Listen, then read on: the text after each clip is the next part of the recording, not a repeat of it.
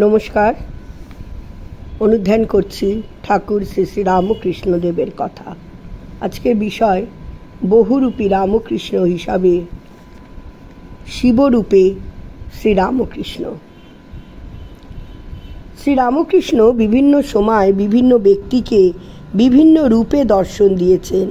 এই দর্শনগুলির দ্বারা প্রমাণিত হয় যে তিনি ছিলেন বহুরূপী ঈশ্বর। কামারপুকুরে প্রতি বৎসর শিবরাত্রিকালে পাইনদের বাড়িতে যাত্রা হতো।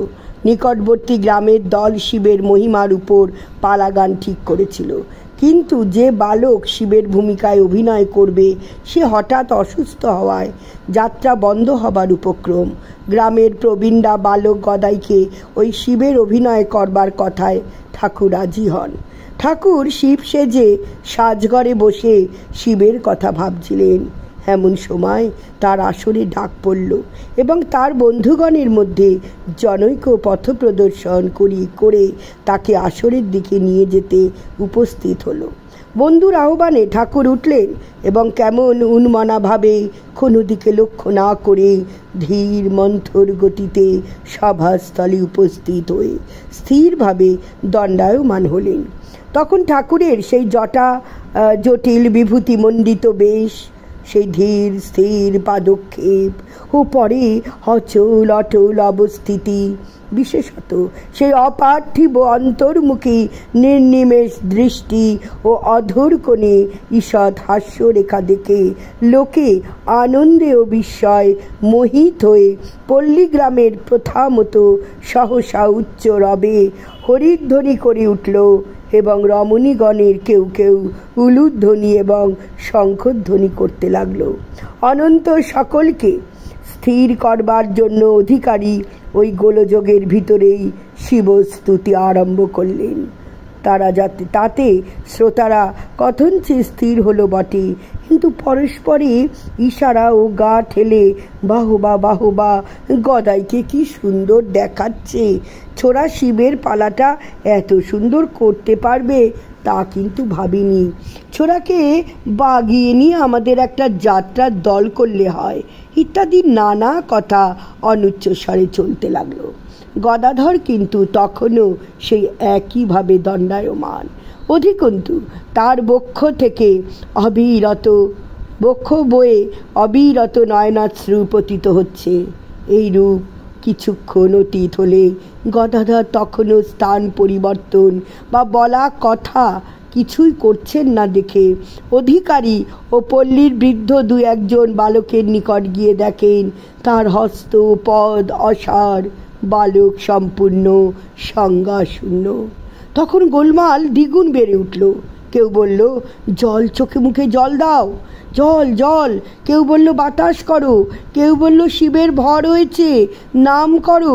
আবার কেউ বলল, ছোড়াটা রসভঙ্গ করলে যাত্রাটা আর শোনা হলো না দেখছি। গদাধরকে যাই হোক, বালকের কিছুতেই সংজ্ঞা হচ্ছে না দেখে যাত্রা ভেঙে গেল এবং গদাধরকে কাঁধে নিয়ে কয়েকজন কোনোরূপে বাড়ি পৌঁছে দিল। শোনা গেছে সে রাত্রে গদাধরের সেই ভাব বহু প্রযত্নেও ভঙ্গ হয়নি। পরে সূর্যোদয় হলেই তিনি আবার প্রকৃতিস্থ হয়েছিলেন। ঠাকুর একদিন ভাবাবিষ্ট হয়ে অধরের বাড়িতে স্বামী ব্রহ্মানন্দকে বলেছিলেন, এখানকার শ্রাবণ মাসের জল নয়, শ্রাবণ মাসের জল হুর হুর করে আসে আবার বেরিয়ে যায়, অর্থাৎ শ্রীরামকৃষ্ণের মধ্যে পাতাল ফোড়া শিব, অর্থাৎ স্বয়ম্ভু লিঙ্গ বসানো শিব নয়।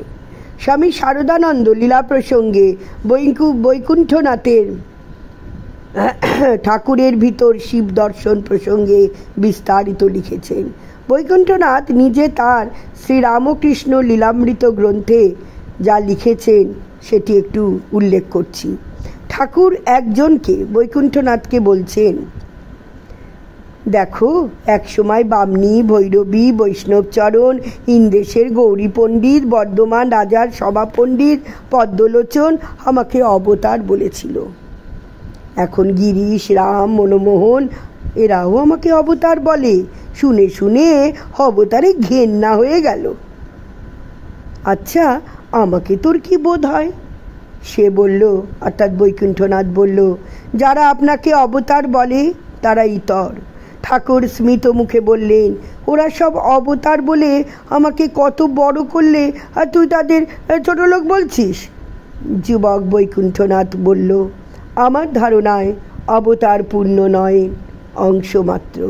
ঠাকুর বললেন, ঠিক বলেছিস, ঠিক বলেছিস রে, তবে তোর কি বোধ হয় রে, বল না বল না।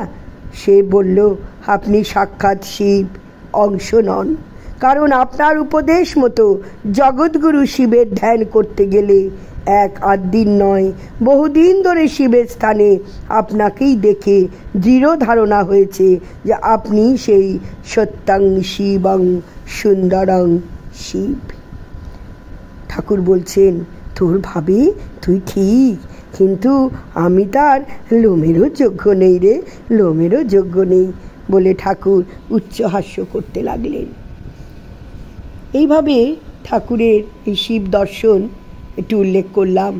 এই বহুরূপী রামকৃষ্ণ সবাইকে, বিভিন্ন জনকে বিভিন্নভাবে, বিভিন্ন সময়, বিভিন্ন রূপে তিনি দর্শন দিয়েছেন।